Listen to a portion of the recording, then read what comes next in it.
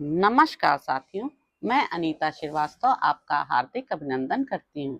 श्रीमद् वाल्मीकि रामायण में आज का प्रसंग है रावण द्वारा बनवाए गए शयनागार में कुंभकर्ण का सोना, रावण का अत्याचार, कुबेर का दूत भेजकर उसे समझाना तथा कुपित हुए रावण का उस दूत को मार डालना। तदंतर कुछ काल बीतने पर लोकेश्वर ब्रह्मा जी की भेजी हुई निद्रा जम्भाई आदि के रूप में मूर्तिमती हो कुंभकर्ण के भीतर तीव्र वेग से प्रकट हुई। तब कुंभकर्ण ने पास ही बैठे हुए अपने भाई रावण से कहा, राजन, मुझे नींद सता रही है, अतः मेरे लिए शयन करने के योग्य घर बनवा दें।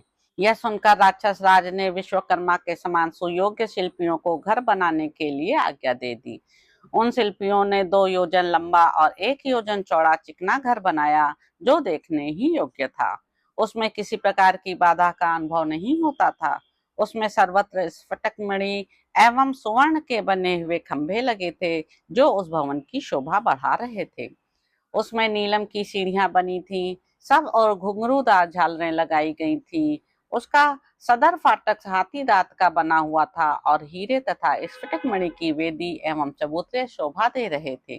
वह भवन सब प्रकार से सुखद एवं मनोहर था। मेरू की पुण्यमयी गुफा के समान सदा सर्वत्र सुख प्रदान करने वाला था। राक्षस राज रावण ने कुंभकर्ण के लिए ऐसा सुंदर एवं सुविधाजनक शयनागार बनवाया। महाबली कुंभकर्ण उस घर में जाकर निद्रा के वशीभूत हो कई हजार वर्षों तक सोता रहा, जाग नहीं पाता था। जब कुंभकर्ण निद्रा से अभिभूत होकर सो गया, तब दशमुख रावण उच्छृंखल हो देवताओं, ऋषियों, यक्षों और गंधर्वों के समूहों को मारने तथा पीड़ा देने लगा। देवताओं के नंदनवन आदि जो विचित्र उद्यान थे, उनमें जाकर दशानन अत्यंत कुपित हो उन सबको उजाड़ देता था। वह राक्षस नदी में हाथी की भांति क्रीड़ा करता हुआ उसकी धाराओं को छिन्न भिन्न कर देता था। वृक्षों को वायु की भांति झकझोरता हुआ उखाड़ फेंकता था और पर्वतों को इंद्र के हाथ से छूटे हुए वज्र की भांति तोड़ फोड़ डालता था। दशग्रीव के इस निरंकुश वर्ताव का समाचार पाकर धन के स्वामी धर्मज्ञ कुबेर ने अपने कुल के अनुरूप आचार व्यवहार का विचार करके उत्तम भातृ प्रेम का परिचय देने के लिए लंका में एक दूत भेजा। उनका उद्देश्य यह था कि मैं रावण को उसके हित की बात बताकर राह पर लाऊं। वह दूत लंकापुरी में जाकर पहले विभीषण से मिला। विभीषण ने धर्म के अनुसार उसका सत्कार किया और लंका में आने का कारण पूछा। फिर बंधु बांधवों का कुशल समाचार पूछकर विभीषण ने उस दूत को ले जाकर राजसभा में बैठे हुए रावण से मिलवाया। राजा रावण सभा में अपने तेज से उद्दीप्त हो रहा था। उसे देखकर दूत ने महाराज की जय हो ऐसा कहकर वाणी द्वारा उसका सत्कार किया और फिर वह कुछ देर तक चुपचाप खड़ा रहा। तत्पश्चात उत्तम बिछौनों से सुशोभित एक श्रेष्ठ पलंग पर बैठे हुए दशग्रीव ने उस दूत से इस प्रकार कहा, वीर महाराज, आपके भाई धनाध्यक्ष कुबेर ने आपके पास जो संदेश भेजा है वह माता पिता दोनों के कुल तथा सदाचार के अनुरूप है। मैं उसे पूर्ण रूप से आपको बता रहा हूँ, सुनिए। दशग्रीव, तुमने अब तक जो कुछ कुकृत्य किया है, इतना ही बहुत है। अब तो तुम्हें भली भांति सदाचार का संग्रह करना चाहिए। यदि हो सके तो धर्म के मार्ग पर स्थित रहो, यही तुम्हारे लिए अच्छा होगा। तुमने नंदनवन को उजाड़ दिया, यह मैंने अपनी आंखों से देखा है। तुम्हारे द्वारा बहुत से ऋषियों का वध हुआ है, यह भी मेरे सुनने में आया है। राजन, मैंने सुना है कि तुम्हारे विरुद्ध देवताओं का उद्योग आरंभ हो गया है। राक्षस राज, तुमने कई बार मेरा भी तिरस्कार किया है, तथापि यदि बालक अपराध कर दे तो भी अपने बंधु बांधवों को तो उसकी रक्षा ही करनी चाहिए। मैं शौच, संतोष आदि नियमों के पालन और इंद्रिय संयम पूर्वक रौद्र व्रत का आश्रय ले धर्म का अनुष्ठान करने के लिए हिमालय के एक शिखर पर गया था। वहां मुझे उमा सहित भगवान महादेव जी का दर्शन हुआ। महाराज, उस समय मैंने केवल यह जानने के लिए कि देखूं ये कौन है, दैववश देवी पार्वती पर अपनी बाईं दृष्टि डाली थी। निश्चय ही मैंने दूसरे किसी हेतु से उनकी ओर नहीं देखा था। उस वेला में देवी रुद्राणी अनुपम रूप धारण करके वहां खड़ी थी। देवी के दिव्य प्रभाव से उस समय मेरी बाईं आंख जल गई और दूसरी आंख भी धूल से भरी हुई पिंगल वर्ण की हो गई। तदंतर मैंने पर्वत के दूसरे विस्तृत तट पर जाकर 800 वर्षों तक मौन भाव से उस महान व्रत को धारण किया। उस नियम के समाप्त होने पर भगवान महेश्वर देव ने मुझे दर्शन दिया और प्रसन्न मन से कहा, उत्तम व्रत का पालन करने वाले धर्मज्ञ धनेश्वर, मैं तुम्हारी इस तपस्या से बहुत संतुष्ट हूँ।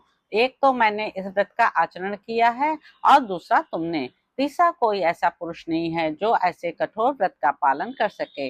इस अत्यंत दुष्कर व्रत को पूर्व काल में मैंने ही प्रकट किया था। अतः सौम्य धनेश्वर, अब तुम मेरे साथ मित्रता का संबंध स्थापित करो।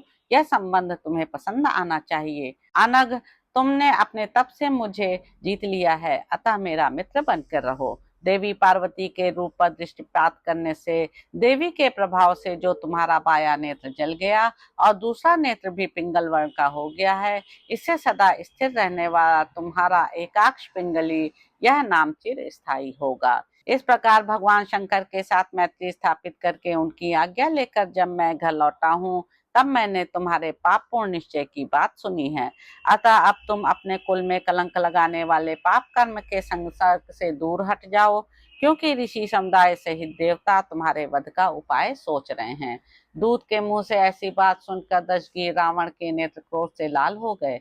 वह हाथ मलता हुआ दांत पीस कर बोला, दूत, तू जो कुछ कह रहा है उसका अभिप्राय मैंने समझ लिया। अब तो न तू जीवित रह सकता है और न वह भाई ही जिसने तुझे यहाँ भेजा है।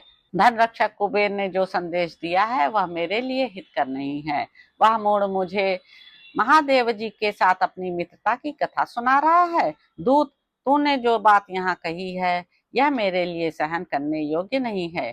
कुबेर मेरे बड़े भाई हैं, अतः उनका वध करना उचित नहीं है। ऐसा समझकर ही मैंने आज तक उन्हें क्षमा किया है, किंतु इस समय उनकी बात सुनकर मैंने यह निश्चय किया है कि मैं अपने बाहुबल का भरोसा करके तीनों लोकों को जीतूंगा। इसी मुहूर्त में मैं एक के ही अपराध से उन चारों लोकपालों को यमलोक पहुंचाऊंगा। ऐसा कहकर लंकेश रावण ने तलवार से उस दूत के 2 टुकड़े कर डाले और उसकी लाश उसने दुरात्मा राक्षसों को खाने के लिए दे दी। तत्पश्चात रावण स्वस्ति वाचन करके रथ पर चढ़ा और तीनों लोकों पर विजय पाने की इच्छा से उस स्थान पर गया जहां धनपति कुबेर रहते थे। तो इस प्रकार साथियों, उत्तरकांड में निहित 13वां सर्ग यहाँ पर समाप्त होता है। इसके अगले अंक में आप जानेंगे कि मंत्रियों सहित रावण का यक्षों पर आक्रमण और उनकी पराजय। तो अब आपसे अगले अंक में मुलाकात होगी। मेरे YouTube चैनल संवाद विद अनीता को लाइक करें, शेयर करें, सब्सक्राइब करें। धन्यवाद साथियों।